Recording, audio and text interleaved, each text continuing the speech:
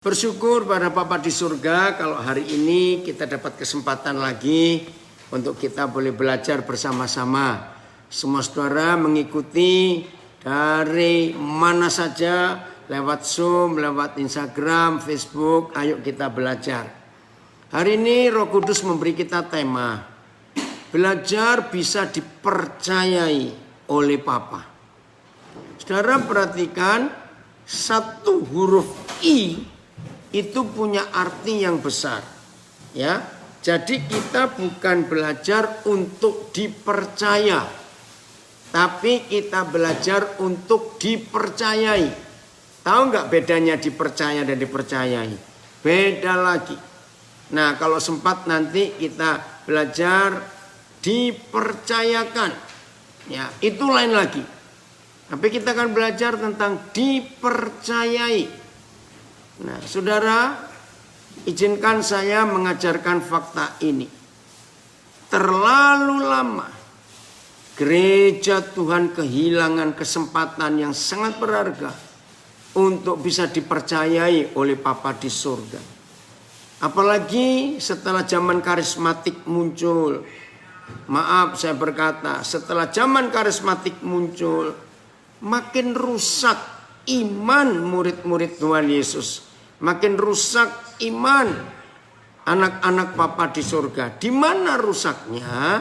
Yaitu kita sibuk memaksa Tuhan. Kata sibuk ini perhatikan. Kita sibuk memaksa Tuhan hanya untuk memenuhi semua kebutuhan dan keinginan kita sendiri. Nah, ini pengajaran karismatik yang salah. Maka itu sedikit sekali kalau saya berkata tidak ada puji-pujian yang digubah oleh banyak anak-anak Tuhan, para penggubah lagu yang isinya bagaimana Tuhan membutuhkan kita untuk menyelesaikan pekerjaannya di bumi. 99,99% isi puji-pujian gereja kepada Tuhan itu cuma satu arah, ya, yaitu Tuhan untuk kita. Itu satu arah. Tuhan berkati, Tuhan tolong kita, Tuhan buat mujizat untuk kita, semuanya untuk kita. Itu 99,99%. Saudara bayangkan betapa ngerinya kalau ini diterus-teruskan. Saya masih ingat lagu misi yang terakhir. Kalau saya salah saya minta maaf. Lagu misi ya, yang bicara bagaimana tugas gereja Tuhan di akhir zaman ini. Itu digubah oleh Frankie Siombing tahun 99. Tentang beriku hati. Itu tahun 99. Sampai hari ini saya belum ketemu lagi lagu misi yang digubah oleh penggubah-penggubah lagu. Lihat aja isinya lagu-lagu pujian. Maaf saya punya istilah yang jelek.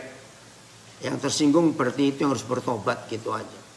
Isi puji-pujian kita itu hanya merampok surga. Berkati aku, tolong aku. Buat mujizat untuk keluargaku, berkati perusahaanku. Betul tidak, saudara? Nah, ini konsep yang salah. Maka itu hari ini kita akan belajar bagaimana Tuhan itu mencari kita, anak-anaknya, yang bisa dia percayai. Jadi nggak cukup hanya kita percaya dia. Nah, sekarang kalau kita mendengar kata sibuk, ayo kita mulai pagi-pagi kita bangun, ya. Begitu melek mata kita sadar bahwa ini pagi, maka kita harus bangun. Jujur ya, jujur. Langsung di otak kita sudah ada jadwal, sudah ada apa istilahnya? Beban, sudah ada sekian daftar yang hari ini kita harus kerjakan apa. Betul tidak? Nah, jujurlah. Begitu kita bangun, lalu sudah tersusun jadwal di otak kita, di benak kita, apa yang harus kita kerjakan sepanjang hari ini. Ya, maafkan, saya mau ngajak saudara jujur pada diri sendiri. Begitu keluar semua daftar yang kita mau kerjakan sepanjang hari ini, sampai malam nanti, ya, ayo jujur. Pila-pila berapa persen kesibukan kita sepanjang hari itu yang kita pikirkan untuk proyek-proyeknya Papa di surga terhadap kita. Saya harap mengerti pertanyaan ini. Ternyata 90% lebih daftar kesibukan kita yang kita sudah susun sebelum kita keluar dari kamar tidur kita, itu ternyata untuk urusan kita. Dan seringkali itu pun kurang waktu. Sampai terlambat ini, terlambat itu. Nah, kalau Papa di surga pagi-pagi sudah melihat kita punya jadwal sendiri sesibuk itu, percayalah, mau berdoa pagi-pagi bangun, Tuhan pakai hidupku hari ini. Tuhan yang pusing, pakai yang mana? Waktumu sudah habis untuk dirimu sendiri. Loh, betul tidak, saudara? Karena kita nggak sediakan waktu buat dia. Nah, bagaimana kita bisa dipercayai? Ya, bagaimana kita bisa dipercayai? Maka itu penting sekali. Hari ini kita belajar bagaimana kita bisa menjadi orang-orang yang dia percayai. Saya mau baca ayat yang pertama, 2 Tawarik 16 ayat yang ke-9. Ya, 2 Tawarik pertama ayat 2 Tawarik pasal 16 ayat yang ke-9. Ya. Ayo kita lihat, ini yang Papa kita cari. Ya, saya tambahkan kata waktunya. Memang kita tidak menemukan di sini, tapi kita tahu ini pasti waktu pagi. Ya, 2 Tawarik 16 ayat yang ke-9. Oke, saya baca ya. 2 Tawarik 16 ayat yang ke-9. Karena mata Yahweh menjelajah seluruh bumi. Nah, ini hobi Papa kita. Kalau waktu kita pagi, ya, jadi kita di Indonesia tadi pagi, yang di Amerika, Philip, tunggu besok pagi setelah kamu bangun tidur, ya, karena saudara kita satu Philip ini dari Florida, ya. Karena mata Yahweh menjelajah seluruh bumi. Jadi tiap pagi di daerah kita masing-masing, Papa itu matanya keliling menjelajah seluruh bumi. Apa yang dicari? Siapa yang dicari? Untuk melimpahkan kekuatannya kepada mereka yang bersungguh hati terhadap Dia. Nah, saya tidak bacakan sampai selesai ayat 9. Saudara, saya pertama kali diajar Roh Kudus mengetahui bahwa salah satu hobi Papa kita pada waktu pagi di daerah kita, ya, karena beda-beda yang di semua daerah di dunia ini. Maka yang Papa cari adalah anak-anaknya yang bisa ditemukan bahwa orang-orang itu bersungguh hati terhadap Dia. Artinya serius terhadap Tuhan. Ini yang Tuhan cari.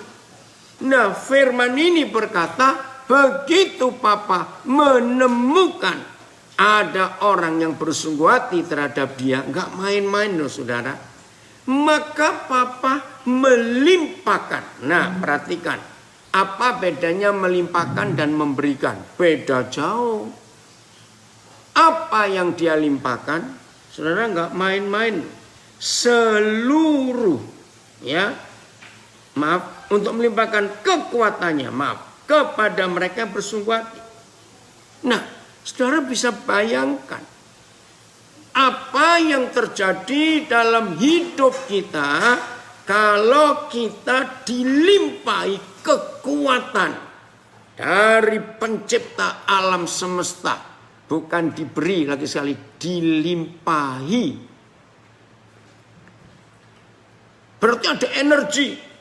Ya, hari-hari ini ketika COVID-19 masih merajalela, maka hampir semua orang pagi-pagi bangun sudah siapkan apa saja yang untuk memberi kekuatan buat fisiknya, buat imunnya ya. Wajar karena situasinya seperti ini. Maka orang-orang yang mengkonsumsi entah itu jus dari buah-buahan, entah itu suplemen apa, vitamin apa, atau ramuan apa, sudahlah. Belum pernah dalam sepanjang sejarah manusia di dunia sejak zaman Adam sampai tahun 2020 ini, manusia memperhatikan kesehatannya luar biasa untuk tetap kuat dan sehat. Nah, sebetulnya kita mikir begitu. Semua orang yang sudah mengkonsumsi sesuatu yang dia percayai bisa menguatkan imun, memberikan kemampuan fisiknya dan macam-macam, maka orang itu langsung merasa kuat untuk hari itu menyelesaikan daftar-daftar kesibukannya. Wajar bukan? Nah, sekarang kita harus tahu, kalau pagi-pagi kita bangun, papa matanya menjelajah seluruh bumi, lalu dia mencari orang yang kriterianya cuma satu. Bukan yang doanya sekian jam sehari, bukan yang hari ini hafal ayat-ayat baru sekian puluh ayat, bukan yang hari ini sibuk pelayanan kemana saja. Tidak. Yang papa cari orang yang bersungguh hati terhadap dia. Nah, begitu papa ketemu di antara kita, hatinya serius untuk hari ini. Nah, serius ya dengan Tuhan. Apalagi kalau papa tahu ada di antara kita ditemukan bahwa sepanjang hari ini kita akan menyelesaikan pekerjaannya. Wow, itulah orang yang dituju oleh Papa di surga. Maka kepada orang itu Papa akan limpahi orang itu dengan kekuatannya. Saudara, ini luar biasa Tuhan kita. Ya, bentar. Terima dulu. Papa ini yang sakit anaknya kemarin. Saudara, inilah kasih Tuhan. Maaf, ada yang telepon. Ini teman, anaknya kena COVID-19. Kemarin cukup parah. Kita tetap berdoa, ada di RKZ Surabaya. Baik, saya lanjutkan. Nah, kalau kita menemukan bahwa Papa menemui kita, mendapati kita untuk dilimpahi kekuatannya, maka bayangkan saudara, apa daftar kesibukan kita sepanjang hari ini untuk menyelesaikan pekerjaannya dengan fasilitas kita dilimpahi kekuatannya. Coba bayangkan, bakal selesai nggak semua proyek pekerjaannya yang dia percayakan kepada kita pada hari ini? Jawabannya pasti, karena kita dilimpahi kekuatannya. Nah, ini yang Papa cari. Kita semua masih ingat apa yang Tuhan Yesus katakan.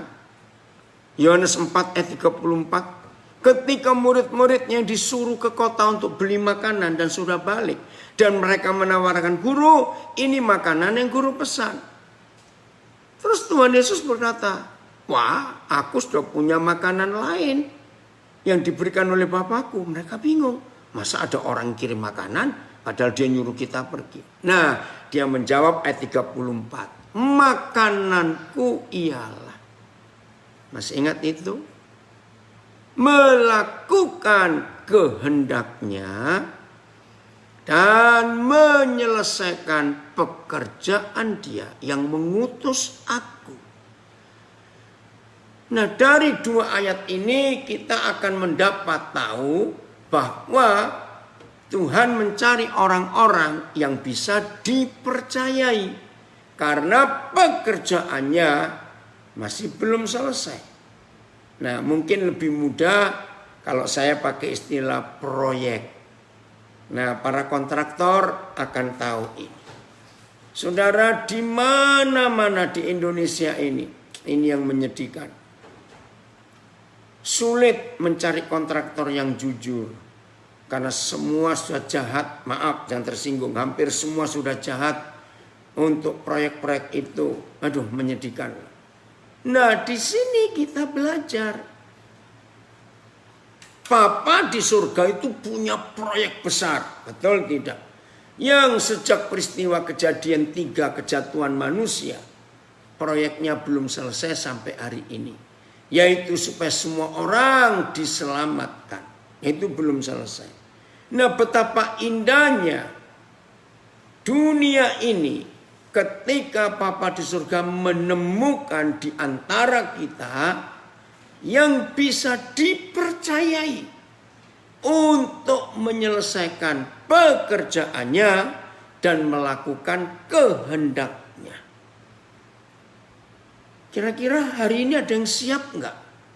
Nah, yang tahu cuma kita dengan Tuhan. Kita siap atau tidak dipercayai. Kalau dia sudah menemukan kita bisa dipercayai, maka dia, Papa di surga, akan melanjutkan. Dia akan mempercayakan kepada kita proyek-proyeknya yang besar itu. Bangga enggak? Maka itu saya berkata pakai ilustrasi kontraktor tadi. Woi, kontraktor-kontraktor itu selalu berlomba-lomba saingan, ya, maaf, dan gak sedikit dengan cara kotor, ya, untuk mendapatkan proyek-proyek dari pemerintah. Betul toh? Dan itulah Indonesia. Rusaknya di situ, semua karena uang dan uang. Masih ingat kemarin saya cerita ada yang calon bupati, tadi pagi dapat berita yang luar biasa. Dia heran dan betul-betul waktu masuk ke kantor partai. 2 partai sudah lolos tidak pakai uang. Nah, hari ini partai yang terakhir. Tadi sempat telepon lagi dan saya yakinkan dia. Kalau Tuhan sudah berjuang untuk 2 hal, 2 partai.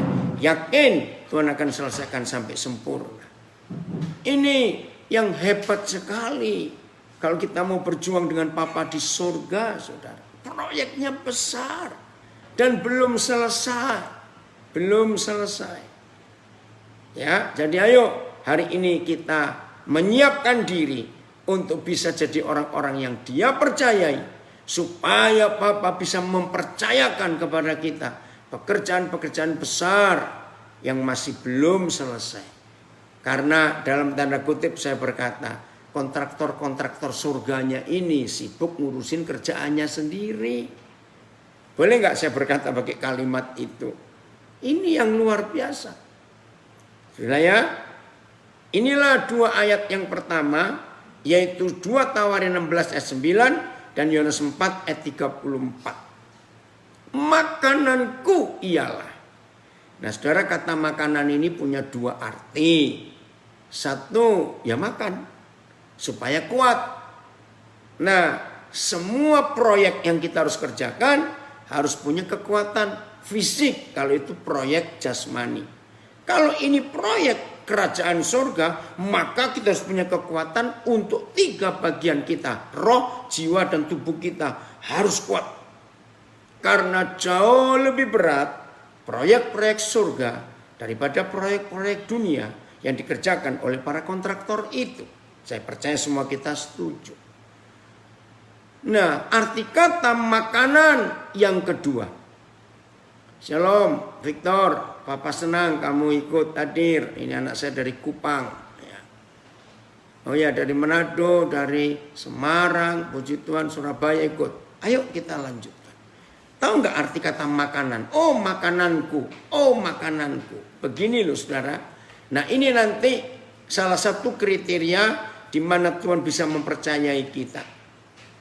Kalau saudara melihat seseorang ngerjakan sesuatu yang rumit, sulit, dan berat, tapi kita lihat orang ini kok santai ngerjakannya sambil senyum-senyum seperti nggak berat sama sekali. Padahal kalau kita melihat, waduh, ini orang ini hebat sekali.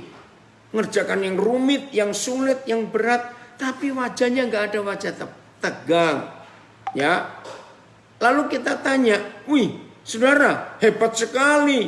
Aduh saya aja mikir kalau ngerjakan itu. Maka dalam istilah ada muncul kata ini. Oh ini sih makananku sehari-hari. Ngerti nggak kata makananku di sini?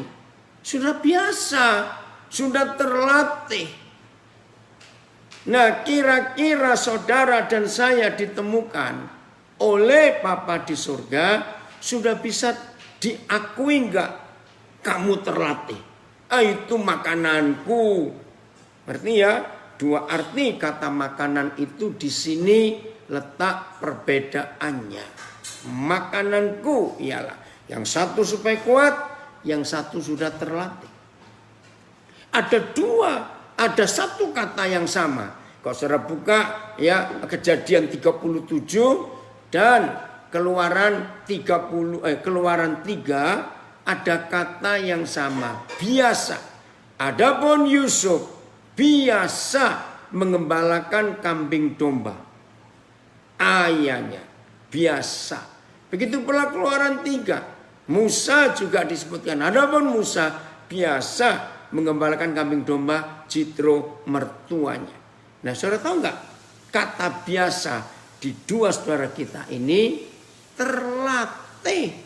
Itu makanan mereka hari-hari. Nah maka itu mari kita tanya pada diri kita sendiri. Kalau tadi saya sudah memberikan ilustrasi. Semua kita secara wajar, maaf, kecuali pemalas-pemalas, maaf. Ya, secara wajar setiap kita begitu kita melek dari tidur kita sepanjang malam, wajar toh kalau langsung tersusun di benak kita jadwal kesibukan kita hari ini. Nah kalau kita nggak pernah nyusun jadwal itu, berarti orang itu akan jadi pengangguran sepanjang hari itu karena nggak punya jadwal yang dikerjakan. Nah maka itu kita tanya setiap pagi bangun yang terjadwal di otak kita, yang terjadwal di rutinitas kita setiap hari, itu proyeknya siapa?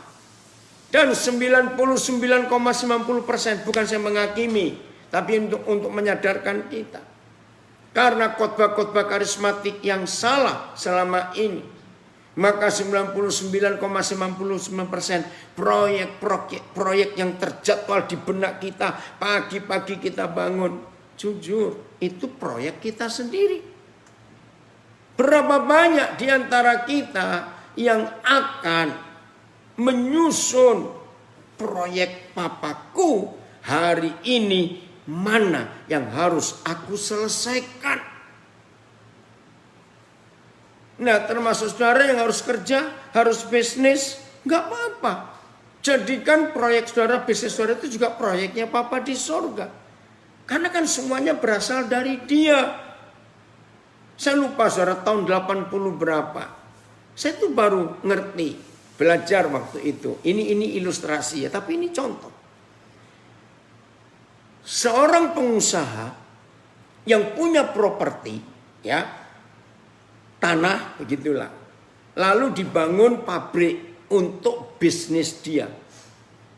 Itu tahun 80-an saya baru mengerti hukum bisnis itu. Ya, misalnya saudara punya proyek, saudara mau buat pabrik baja, pabrik sepatu, pabrik apa saja. Nah, saudara menggunakan tanah milik saudara sendiri. Ternyata dalam ilmu bisnis, saudara walaupun pemilik tanah itu dalam ilmu bisnis, maka perusahaan atau bisnis yang saudara bangun itu harus bayar untuk tanah yang saudara pakai. Padahal tanah itu milik sendiri. Itu namanya modal. Oh saya baru tahu. Saya pikir kalau saya punya sendiri ya gak usah bayar lah. Supaya hemat bukan? Ya, untuk modalnya bisa dipakai yang lain. Oh tidak boleh. Dalam hukum bisnis, walaupun lokasi, properti, tanah, pabrik, saudara itu milik sendiri, tetap diperhitungkan pabrik ini bayar sewa ke tanah itu. Nah, pelajaran apa yang saya dapat dari itu? Lihat, tubuh kita dibuat dari apa? Dari tanah bukan? Ya, nggak ada yang dibuat dari ubi toh. Maaf. Nah, berarti dari ujung kepala kita sampai telapak kaki kita, ini sebidang tanah. Yang punya siapa? Tuhan. Dan kita pakai hidup kita. Maka Tuhan punya hak untuk menggunakan hidup ini sebagai asetnya. Ngerti nggak logika ini, saudara? Jadi nggak ada yang gratis sebetulnya. Itu konsepnya. Lagi sekali nggak ada yang gratis. Berapa tahun yang lalu, ya pertama kali saya ke Nusa Kambangan, saudara. Saya melihat, tahu cek muncul sesuatu yang luar biasa. Ternyata hidup ini mahal sekali, bahkan tak ternilai. Begini mahalnya. Dari otak kita bisa bekerja dengan baik, ya dari otak kita bisa bekerja dengan baik. Saudara sadar nggak bahwa Papa di surga yang bayar semua sistem kimiawi, semua sistem kerja syaraf otak kita, semua sistem kerja sel-sel otak kita, ini nggak ada yang gratis. Lalu mata kita, ini ada cairan yang harus terus. Bayangkan kalau Tuhan lupa menciptakan air mata di mata kita. Ada obat tetesnya mahal, karena setiap sekian menit harus ditetesi. Kalau enggak mata kita rusak. Ini enggak gratis, saudara Papa yang bayar. Di dalam telinga kita ini ada pelumas yang kita enggak tahu. Bayangkan kalau sampai Tuhan lupa kasih pelumas di dalamnya kering. Wih, kita sakit luar biasa. Hidung kita. Saudara, ini semuanya Tuhan yang bayar. Mulut kita, seringkali kita pasti semua kita merasa, enggak terima, maaf ya, kalau diludahi orang. Betul? Siapa mau? Tapi pernahkah kita sadar? Di dalam air liur kita, dalam ludah kita, cairan di mulut ini, ada sebuah enzim gratis yang Tuhan ciptakan. Dan saya kagum, lidah kita yang cuma sekian sentimeter persegi kecil itu. Jangan bilang ada yang punya lidah secentong nasi, awas kamu. Ya, lidah kita yang sekecil ini, ternyata di bagian-bagian tertentu itu keluar enzim yang beda-beda. Saya sampai bingung melihat Tuhan. Itu pun gak gratis, Tuhan yang buat. Wih, pernah saya baca sebuah buku. Kalau kita sampai umur 70 tahun, dan sejak kita lahir sampai umur 70 tahun, ini tulisan para ahli. Saudara cari bukunya Amazing Human Body, saya sampai kaget. Maka seandainya air liur kita itu sejak kita lahir hari pertama sampai manusia itu mati umur 70, kalau air liurnya ditampung selama 70 tahun dia hidup. Saya syok waktu baca itu. Maka air liur manusia yang dipakai untuk hidup 70 tahun itu jumlahnya sama dengan jumlah air kolam renang yang paling kecil dalam ukuran internasional. Air liur kita. Saudara, ini penting. Tahun 70-an 80-an yang lalu ada seorang hamba Tuhan, dia sudah meninggal, dari Solo, namanya Silas Samaria. Pasti ada yang pernah dengar. Pertama kali saya ketemu dia di Surabaya, saya pelayanan bareng dengan dia. Saya nggak tahu kalau dia itu cacat, jadi tenggorokannya lengket, saudara. Nah, karena pertama kali, maka kami tidur satu kamar.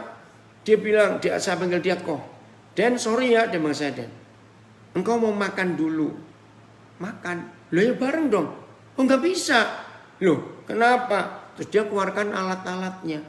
Oh saudara, waktu dia masih remaja, pemuda, dia marah dengan Tuhan, dia patah hati, dia bunuh diri minum caustic soda. Soda api itu loh, nggak mati tapi tenggorokannya rusak. Aduh, jadi begini cara dia makan. Saya sampai kaget. Maaf, Jadi selama hidup dia nggak pernah bisa nelan air liurnya sendiri. Karena rusak, minum pun nggak bisa langsung. Jadi di lambungnya ada selang, lalu dia selalu bawa botol tertentu. Jadi begini. Saya bilang loh, apa nggak bisa di blender kok? Maaf ya. Jadi dia makan punya, ya, terus dikeluarkan, masukkan ke botolnya itu dan dipompa ke lambungnya. Lah logika saya, kok kenapa nggak di blender saja? Nah di situ saya baru tahu nilai enzim di lidah kita. Nggak bisa Den. Makanan ini perlu enzim dari lidah kita. Oh ya, maka itu harus lewat mulut saya dulu baru masuk. Wih, saya bilang ternyata kalau kita diludahi orang kita marah. Ternyata di dalam ludah itu ada enzim yang berguna untuk metabolisme tubuh kita. Termasuk kalau dia minum. Harus lewat mulut dia dulu baru dipompa ke lambungnya. Luar biasa Tuhan berkati dia. Dia ketemu seorang calon istrinya. Akhirnya menikah. Istrinya luar biasa. Punya anak. Sekarang sudah menikah juga anak-anaknya. Ada di Jakarta. Sekarang istrinya dan anaknya tinggal. Nah, ludah kita Tuhan yang buat bayar. Terus sampai tenggorok kita, sampai ke lambung kita, semua persendian kita, metabolisme, pencucian darah kita tiap hari. Wih saudara. Nah begini loh caranya ngitung. Berapa puluh juta, mungkin ratus juta sehari untuk biaya kita hidup. Tuhan gak pernah minta apa-apa loh dari kita saudara. Enggak. Luar biasa bukan?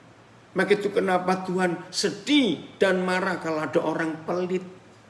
Coba kalau Tuhan pelit dengan kita. Ayo semuanya suruh bayar. Mau apa kita? Sekaya-kayanya kita sanggup gak bayar?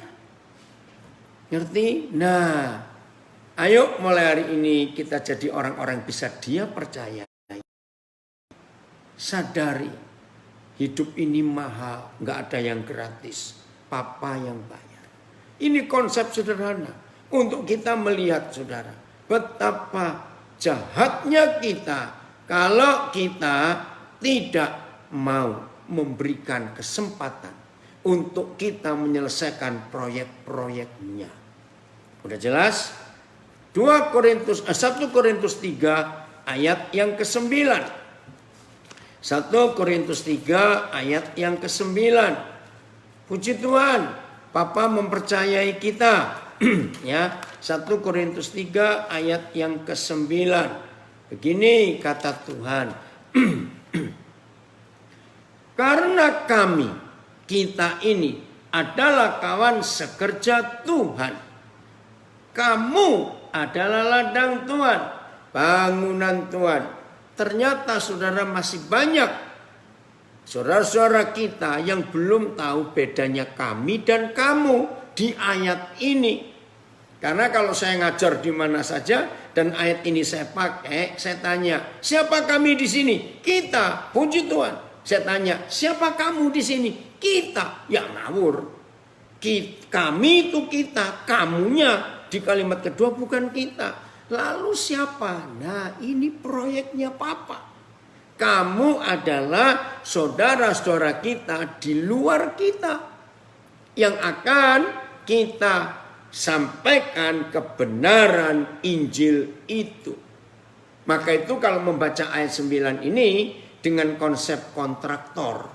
Ya, saudara, kan ada kontraktor-kontraktor besar yang dipercaya oleh pemerintah. Saya nggak tahu lah sebut apa, Utama Karya, Nindi Karya atau apa, banyak ya, banyak. Ya, nah walaupun mereka kontraktor hebat, tetap perlu istilahnya subkontraktor.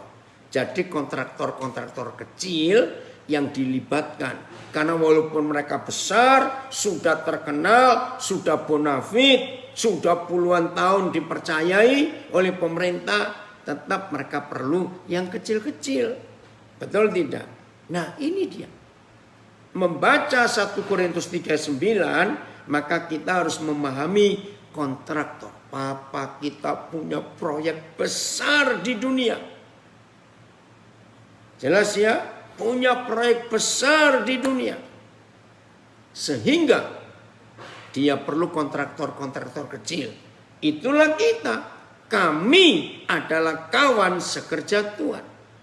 Kamu adalah ladang Tuhan. Bangunan Tuhan. Jadi kalau ada orang yang punya usaha kontraktor, developer, pengembang, ya, bangunan rumah, proyek-proyek itu, maka lihat ada lahan yang luas.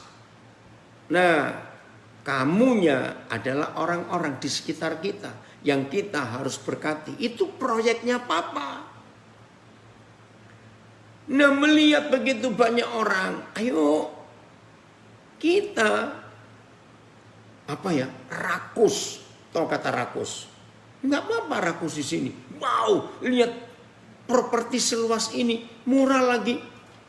Nah, ini tadi pagi dengan Ki Joko Beling ini dari Magetan, ya. Kami sedang diskusi, ya, ada sebidang tanah sekian luasnya, sekian harganya. Ayo kita garap proyek Bapak ini. Nah, seperti ini saudara, Tuhan akan berbicara kepada kita semua. Maka itu kalau sampai Bapak sudah tahu bahwa saudara dan saya adalah orang-orang yang bisa dipercaya, maka dia akan mempercayai kita. Kalau Papa sudah bisa mempercayai kita, maka Papa akan mempercayakan lebih banyak proyek lagi. Puji Tuhan, kalau di Sungai Kehidupan ini Papa mulai mempercayai untuk kita pasang wifi di beberapa gereja-gereja kecil, supaya anak-anak tetangga yang gak punya pulsa data untuk belajar online, mereka bisa datang ke gedung-gedung gereja. Wah, itu proyek luar biasa. Ya, maka itu mulai hari ini kita tes. Pagi-pagi kita bangun, daftar kesibukan apa yang kita sudah susun dari bangun pagi sampai malam nanti. Terpujilah Tuhan, kalau kita ditemui oleh Papa, kita nyusun proyek-proyeknya yang luar biasa itu. Menyenangkan saudara, kalau kita bisa sehati berjalan dengan Tuhan. Proyek Papa kita luar biasa. Bangunan-bangunan Tuhan ini di luar kita, banyak sekali. Senang ya kalau begitu. Maka itu nanti pelan-pelan, maka proyek-proyek kita akan masuk menjadi proyek-proyeknya Tuhan. Jelas ya? Ini yang luar biasa. Oke, Yohanes pasal 2. Ya, ayat yang cukup terkenal juga. Tapi ini yang kita mau pelajari, Yohanes pasal 2. Ya. Mulai ayat 23. Yohanes 2 ayat 23. Begini firman Tuhan. Dan sementara Yesus berada di Yerusalem selama hari raya Paskah, banyak orang percaya dalam namanya. Senang karena banyak orang percaya. Tapi motivasinya yang Tuhan gak suka. Mereka percaya karena telah melihat tanda-tanda yang diadakan Tuhan Yesus. Nah, ini salah dari banyak khotbah karismatik. Tuhan untuk kita, Yesus untuk kita, mujizatnya untuk kita, kuasa jawaban doa untuk kita. Apalagi ada istilah push dari Amerika. Push itu paksa, tekan, disingkat pray. P-nya U until, S something, H happen, push. Salah. Iya, memang kalau bahasa Indonesia betul push, tekan. Bahasa Inggris, ya, ayo kita tekan surga, paksa surga, pray, berdoa sampai sesuatu terjadi. Nah itu, ini karismatik yang ngawur, maaf saudara. Kurang ajar betul kita nge-push Tuhan, memaksa Tuhan untuk jawab doa kita. Enak saja. Akhirnya siapa jadi Tuhan? Nah ini loh, karismatik yang harus bertobat ini saudara. Karena jelas 1 Yohanes 5 ayat 14. Dia menjawab doa kita kalau yang kita doakan sesuai dengan kehendaknya. Sudah jelas. Jadi kata push itu salah. Dan itu dipakai di Indonesia juga. Saya bilang ini orang ngawur ini. Ngeri saudara. Maksa-maksa Tuhan. Harusnya kita memaksa diri kita sendiri. Supaya kita bisa nge-push diri sendiri. Memaksa diri kita sendiri. Untuk menjadi teman sekerjanya. Dan proyek-proyek Papa kita selesaikan dengan baik setiap hari. Wah, luar biasa kalau itu terjadi. Ngerti? Nah, ayat 23, Yohanes 2. Maka itu percaya kita pun harus dites kemurniannya, diuji motivasinya. Ayat 23 masih 24 Yohanes 2. Tetapi Yesus sendiri. Nah, ini loh topik yang kita pelajari. Tetapi ya ayat 24 Yohanes 2. Tetapi Yesus sendiri tidak ngeri mempercayakan dirinya kepada mereka yang percaya kepada Dia. Saudara, nggak cukup hanya percaya. Saya ulangi lagi. Tuhan Yesus itu ingin bisa mempercayakan dirinya kepada kita yang percaya kepada Dia. Bagaimana Tuhan Yesus bisa mempercayakan dirinya? Jadi nggak cuma kuasanya. Maka itu pengkhotbah-pengkhotbah karismatik yang isinya cuma merampok surga saja. Dengar firman ini. Kalau Tuhan Yesus rindu dan ingin bisa menitipkan dirinya kepada kita, nitipkan loh, mempercayakan dirinya kepada kita yang percaya kepada Dia. Masih perlu enggak kita perlu mujizatnya, perlu kuasanya, perlu pertolongannya? Ayo jawab.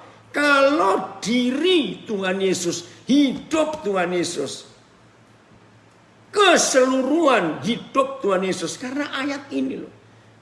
Banyak orang percaya kepada Dia, tapi dia nggak bisa mempercayakan dirinya. Jangan lupa ini ayat 24. Tetapi Yesus sendiri tidak mempercayakan dirinya kepada mereka. Coba renungkan. Minta Roh Kudus hikmat. Sekarang saya ulangi lagi. Kalau Tuhan berani loh, mempercayakan dirinya kepada kita. Jujur jawab pertanyaan saya. Kita masih perlu enggak kuasanya, mujizatnya, jawaban doanya, dan lain-lain? Jawabannya, enggak perlu lagi. Dianya ada di sini. Dianya menyerahkan hidupnya kepada kita, mempercayakan dirinya. Ngerti sekarang saudara? Lihat juga Roma 8 ayat 32. Maaf ya, saya belum selesai. Yang ayat 24 supaya sekalian nanti ini. Mengapa Tuhan Yesus gak bisa mempercayakan dirinya kepada orang-orang yang percaya kepada Dia dengan motivasi yang salah? Karena ingat berapa kali saya ngajar, saya selalu menekankan kata penghubung itu penting. Karena, maka, tetapi, sebab. Itu jangan dilewati. Karena Yesus Tuhan mengenal mereka semuanya. Nah, kata mengenal di sini mengenal yang negatif, bukan positif. Yaitu mengenal, ya bagaimana aku bisa mempercayakan diriku kepadamu kalau kamu seperti itu. Maka itu hari ini kita belajar menjadi ya orang-orang yang bisa dipercayai. Dengan cara Tuhan bisa mengenal hati kita. Oke, Roma 8 ayat 32. Maka itu penting kita mempelajari hidup ini. Jadi Papa berkata begini ya, lewat Paulus. Roma 8 ayat 32. Ia, yaitu Papa di surga, yang tidak menyayangkan anaknya sendiri, tetapi yang menyerahkannya bagi kita semua. Bagaimanakah mungkin Bapa di surga tidak mengaruniakan segala sesuatu kepada kita bersama-sama dengan anaknya itu, yaitu dengan Tuhan Yesus. Oh, goedemorgen, Jeffrey, anak saya dari Belanda. Sudah bangun, sudah gabung. Ya. Jadi kalau kita bisa hidup menjadi orang-orang kepercayaannya, maka Bapa akan mempercayakan banyak hal kepada kita semua. Proyeknya masih banyak belum selesai. Nah, jadi kalau sudah Tuhan Yesus bisa mempercayai kita, sehingga dia bisa mempercayakan, ya, bisa mempercayakan dirinya kepada kita. Ntar ini ada tulisan bagus di Facebook saya. Terima kasih untuk yang nulis ini. Sangat mencerahkan. Salut, firman diungkap tanpa tedeng aling-aling. Semoga semua pembicara mimbar tidak sembarang mengobrol janji, mujizat dan berkat saja, tapi lebih mengarahkan jemaat kepada pengenalan yang benar kepada Tuhan. Amin. Terima kasih untuk yang beri komentar ini di Facebook. Jadi mulai hari ini saudara, jangan hanya menjadi perampok-perampok surga. Berkati kami Tuhan, tolong. Stop. Kalau Tuhan Yesus sudah berani mempercayakan dirinya kepada kita, maka kita nggak perlu yang lain-lain lagi. Termasuk di dalamnya. Nah, ini kebenaran. Maka itu kalau kita melihat ini saudara, wah, hidup ini sungguh-sungguh menyenangkan. Hidup ini luar biasa. Oke, banyak saudara kita di perjanjian lama yang dipakai Tuhan dalam proyek-proyek besar. Ya, saya itu kagum. Nuh contohnya. Proyeknya luar biasa. Buat kapal sebesar itu. Di Amerika sudah dibangun. Philip pasti tahu. Betul Bahtera Nuh ukuran persis seperti Alkitab. Dan itu jadi gede sekali. Saya belum pernah ke sana. Saya nggak tahu Pak Philip saya pernah ke sana atau belum. Itu di Amerika sudah dibangun. Orang bisa punya bayangkan. Nah, bayangkan saudara. Zaman sekarang uang yang cukup mudah didapat, alat-alat gampang, teknologi hebat. Tetap orang akan mikir suruh bangun kapal sebesar itu. Nah, zaman itu gergaji belum ada, paku palu belum ada, lem belum ada. Nuh dipercayai untuk bisa buat kapal itu. Maka Tuhan mempercayakan proyek besar itu kepada Nuh. Dan Nuh jawab iya. Abraham punya proyek besar dari Tuhan. Ya, Yusuf punya proyek besar dari Tuhan. Musa pernah punya proyek besar dari Tuhan. Daud banyak lagi. Nah, maka itu mari kita temukan dalam hidup kita.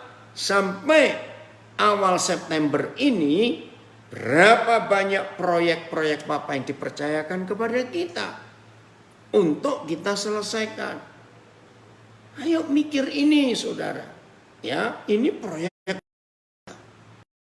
Nah, saya sudah katakan tadi, makin hari kita berjalan dengan proyek Bapa ini, maka makin hebat. Tuhan itu bekerja lewat kita. Makin dahsyat.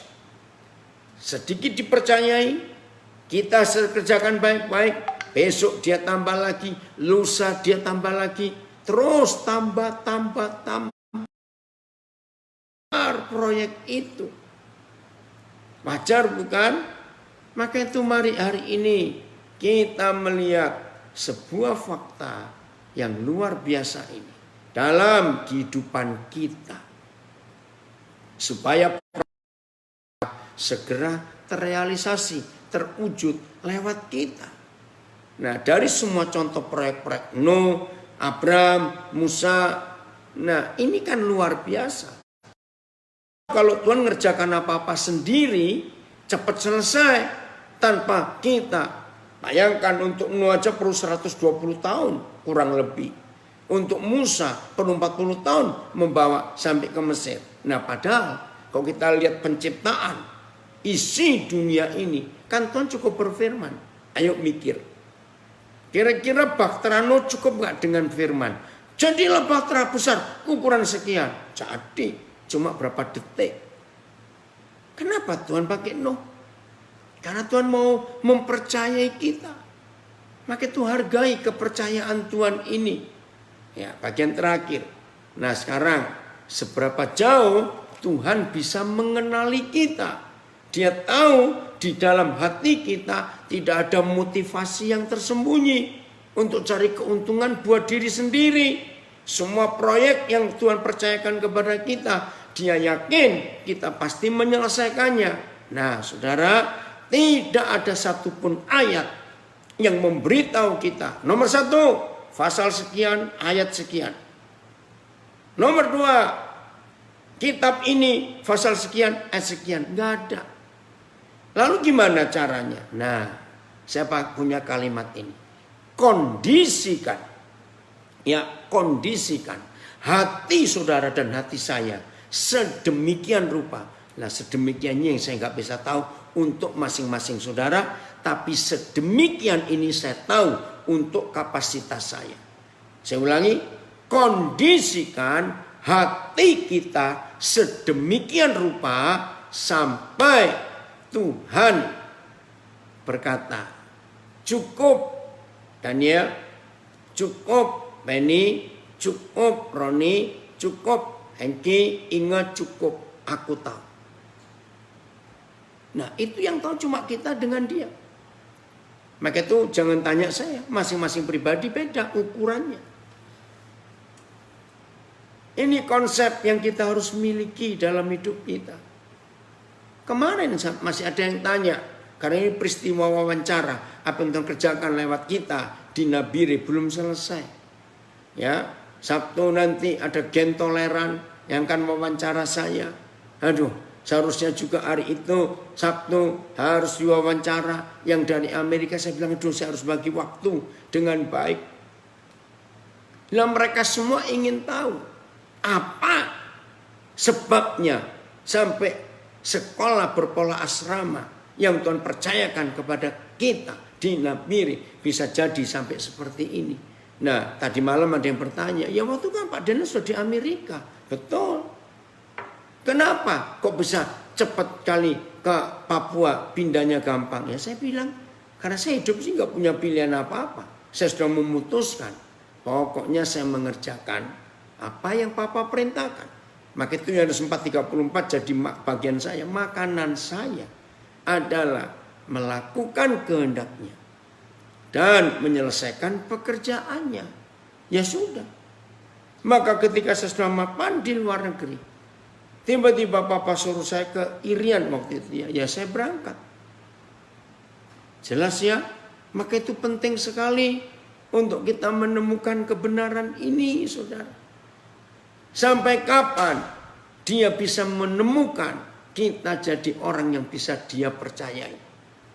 Nah, ini bagian terakhir hidup Musa. Ini sungguh-sungguh luar biasa. Sudah berapa kali saya sharing ini. Biarlah hari ini menguatkan kita semua. Keluaran ya, pasal 33. Ya. Saya tiap hari kalau saya harus baca lagi ini, enggak pernah saya habis-habis kagumnya. Keluaran 33 ayat yang ke-17. Saya masih kagum sampai hari ini. Walaupun saya berkali-kali membacanya. Karena saya rindu. Itu terjadi dalam hidup saya. Keluaran 33 ayat yang ke-17. Begini kata Tuhan. Berfirmanlah Yahweh ya, kepada Musa. Apa firman-Nya?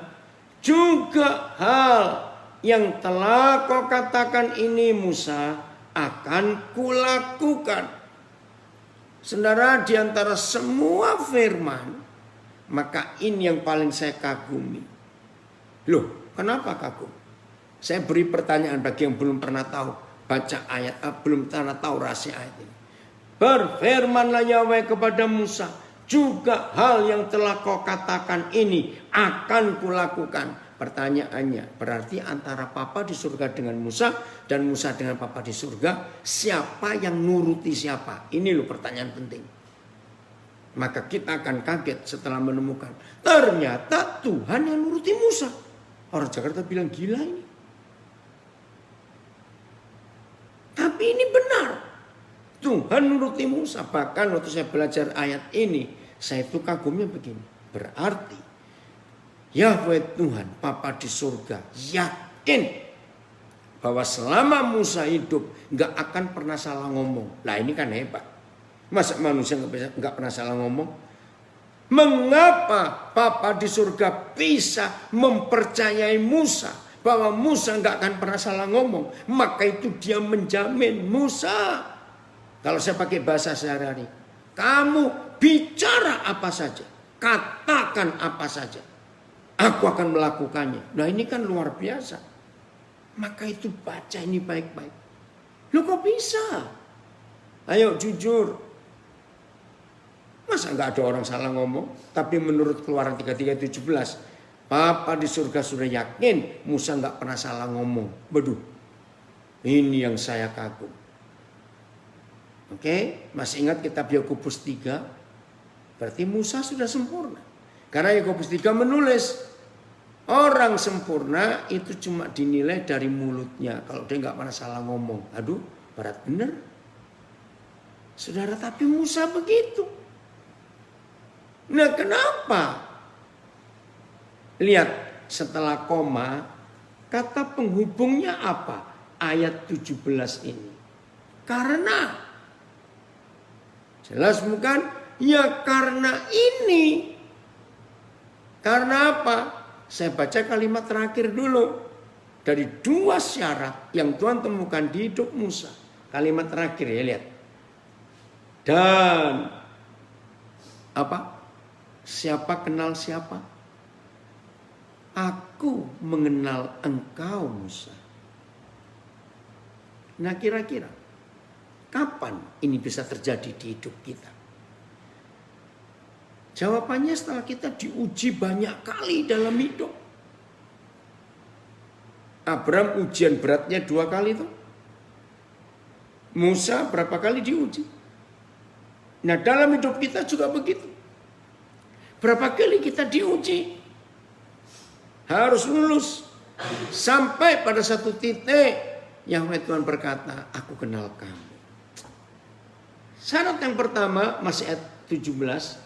Juga hal yang telah kau katakan yang akan kulakukan. Karena engkau telah mendapat kasih karunia di hadapanku. Wih ini luar biasa. Ayo mulai hari ini. Saudara dan saya mengejar 2 hal ini. Supaya kita mendapat kasih karunia di hadapan Bapa. Dan dia berkata, aku mengenal engkau Benny. Aku mengenal engkau Inga. Aku mengenal engkau. Oh ini luar biasa saudara. Terima kasih Bapak. Dan Tuhan menemukan kita. Bahwa dia berkata. Karena engkau mendapat favor. Mendapat kasih karunia di hadapanku. Tuhan tolong kami. Supaya sepanjang hidup kami yang masih tersisa ini. Bapak menemukan kami seperti ini. Kami rindu Bapak. Menjadi orang-orang bisa engkau percayai. Bukan dengan banyaknya doa. Bukan tapi dengan ketaatan. Selalu berkata ya atas apa yang Papa kerjakan. Papa suruh kami kerjakan. Kami siap melakukan itu. Yakinlah saudara. Begitu Papa di surga tahu. Di hati kita ada komponen satu. Yang dia temukan. Bahwa kita selalu akan berkata ya pada kehendaknya. Selesai sudah. Maka saudara dan saya jadi orang-orang bisa dipercayai. Maka dia mempercayakan perkara-perkara besar. Luar biasa ini. Siap untuk itu? Ya harus. Karena dia cari kita. Tuhan memberkati kita semuanya.